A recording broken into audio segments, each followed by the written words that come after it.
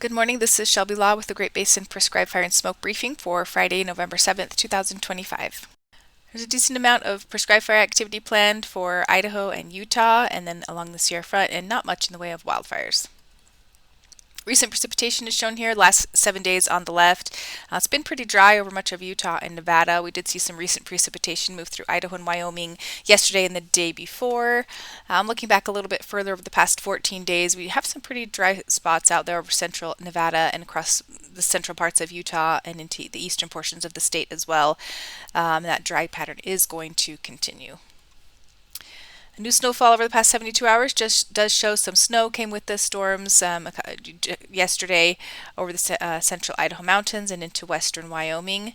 That did help freshen up the snowpack up there, but still pretty light for the time of year. A lot of that snow has melted off that we saw early in October, and Utah has really not seen much of anything on the ground right now. The satellite imagery this morning is showing a little weak little cool front continuing to track through the northern portions of the area today, and we'll see the ridge build in over the coming days.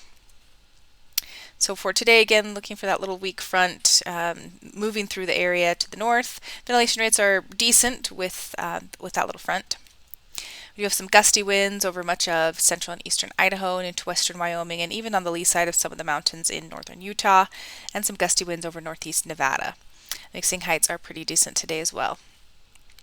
Minimum relative humidities for today are shown pretty high across much of the northern and central parts of the area, but we do see some lower values over southern Nevada and far southern Utah, with those values coming in the mid to upper teens.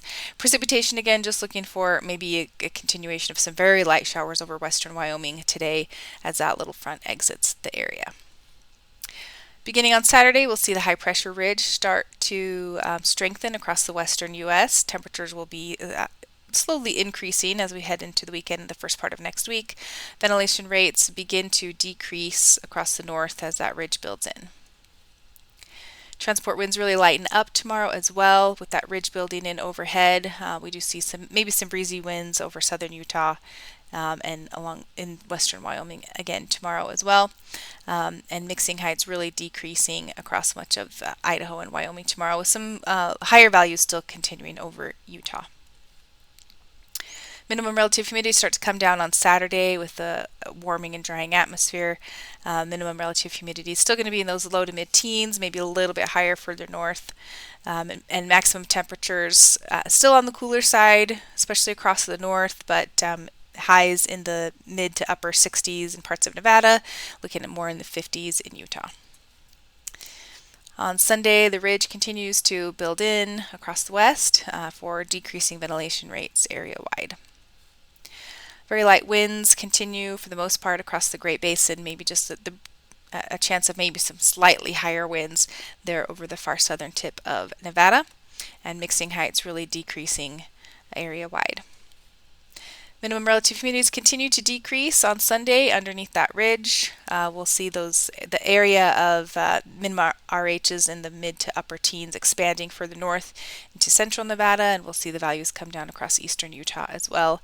Maximum temperature still making that kind of gradual warming trend, but still staying on the cooler side in the north and the east, and in the mid to upper 60s over Nevada. 3-day precip totals are shown here.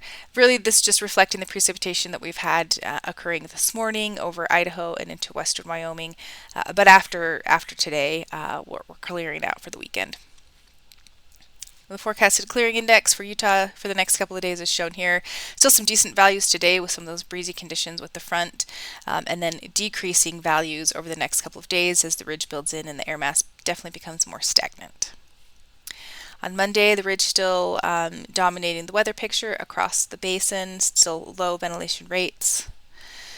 On Tuesday, we'll start to see a low pressure trough developing off the Pacific coast that will affect us later in the week, but for the most part, the work week is still going to be dry with light winds, so we'll see ridge still in place over the area on Tuesday with low ventilation rates.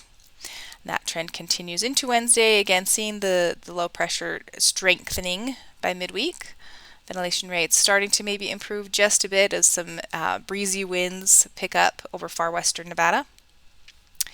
And then on Thursday, we could begin to see some precipitation moving into western portions of the Great Basin. Associated with this low, we'll see a little bit of a subtropical moisture tap here moving in. That will be a pretty significant event as we head into the weekend and first of next week.